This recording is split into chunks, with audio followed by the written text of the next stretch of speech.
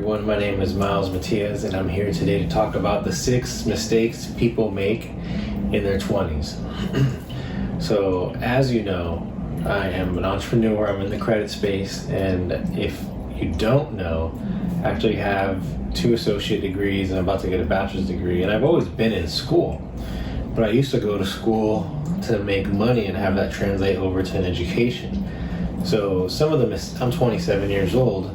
I want to do this video because I do believe there's a lot of us in our 20s making a lot of mistakes when we decide to choose an education, choose partying or alcohol or different things over things that are going to benefit us in the future.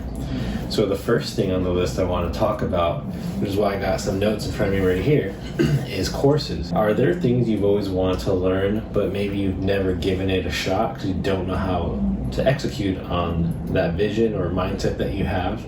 One of the best things you can do is buy a course. I can tell you right now, one of the reasons why I'm sitting here with you today is because I took Tai Lopez's social media marketing course in 2016, right when it first came out. So that course was monumental. And I didn't go off to start this multi-million-dollar marketing company, but I did go off to make a lot of connections. One, I'd been marketing for some really cool restaurants. I was able to learn how to outsource things overseas, various different websites like Upwork and Fiverr, for instance. There are so many things I've always wanted to learn.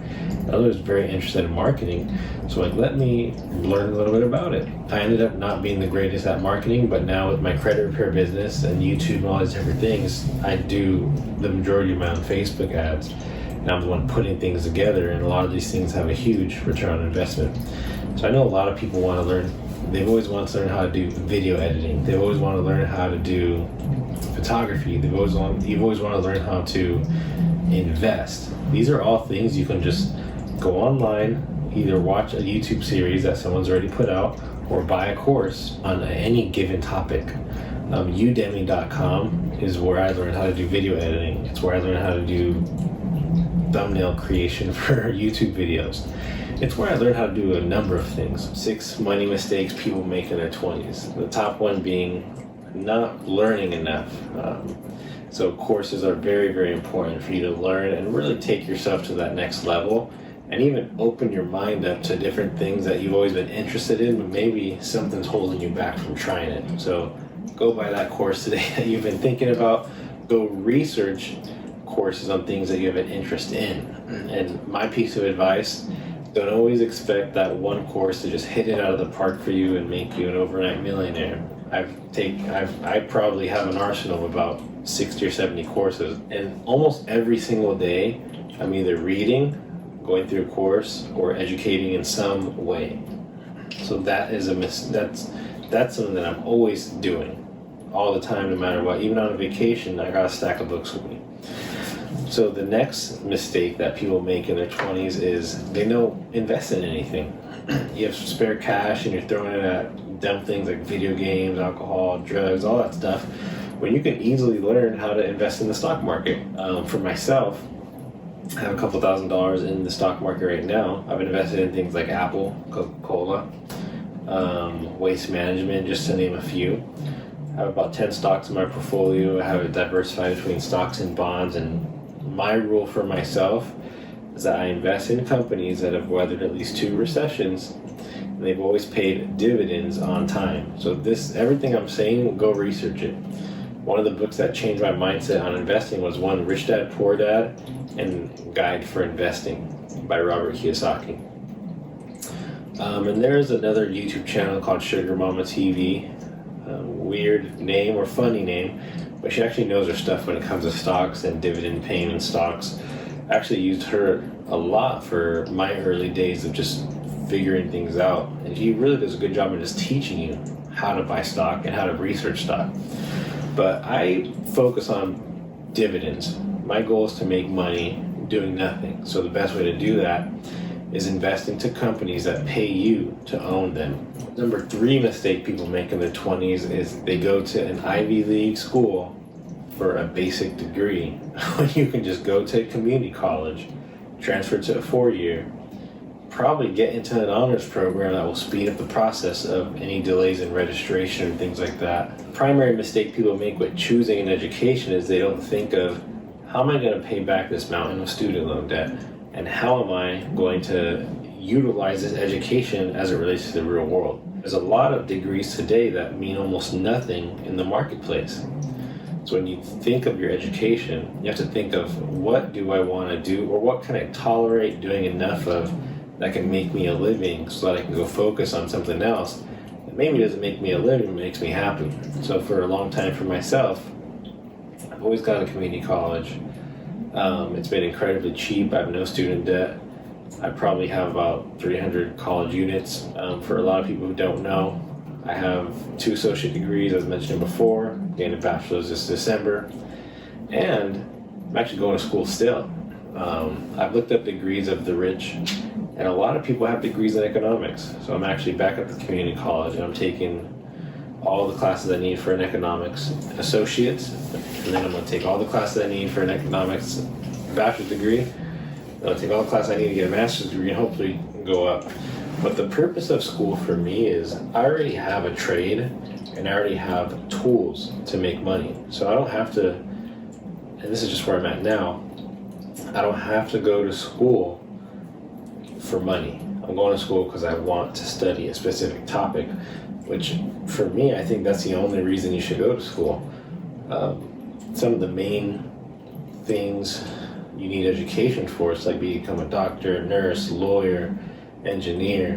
And then another thing people do is they don't know what they want, but maybe they like working on cars. Well, why don't you go to trade school? There's so many opportunities with education, and there's so many avenues that you can use in the world we live in today to get educated in any given thing. And you don't need an Ivy League multiple figure education that costs 300 grand when you're going to go get a job making $45,000 a year. From a business standpoint and just from an income standpoint, it doesn't make any sense. Why spend all this money to not get that return on investment and actually be negative on that return on investment? Because I look at a lot of credit reports, and a lot of times I see student loan debt going up even though they're paying it on time because the interest is so high. So the system is flawed when it comes to school. Number 4, which I already touched on this, degrees that make you money versus degrees that don't.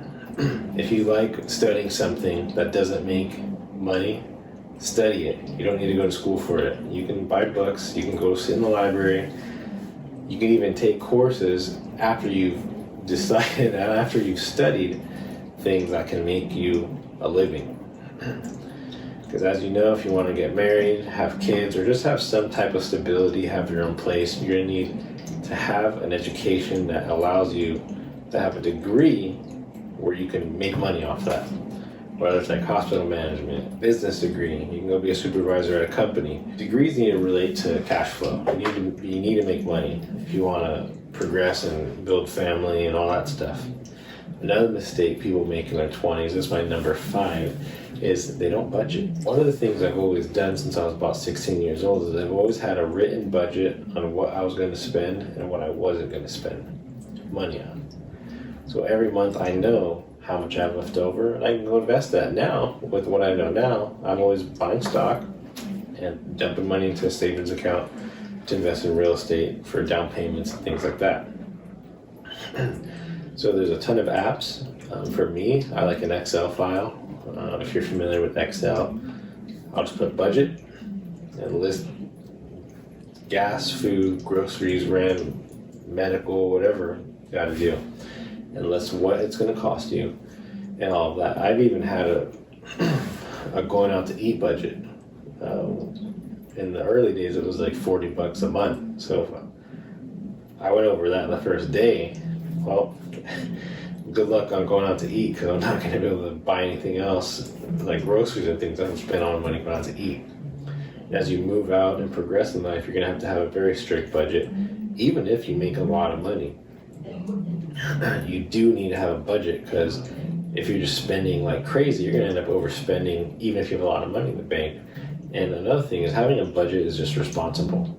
Having a budget allows you to just understand in your mind where your money's going.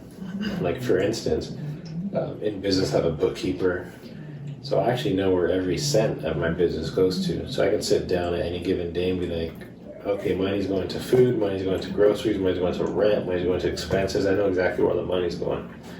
But I also have a written budget so that my wife and I can know what's going on in our day-to-day.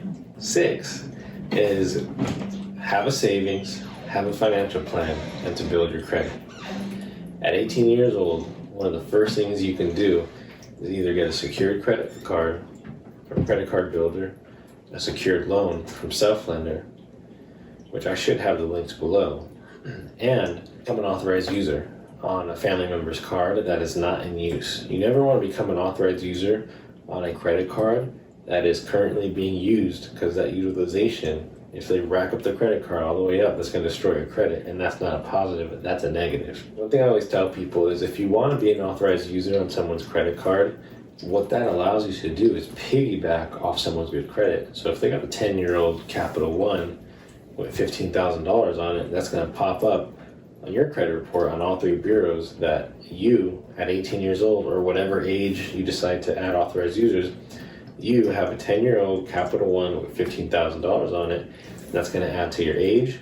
It's going to make your utilization look like nothing. It's going to show positive payment history.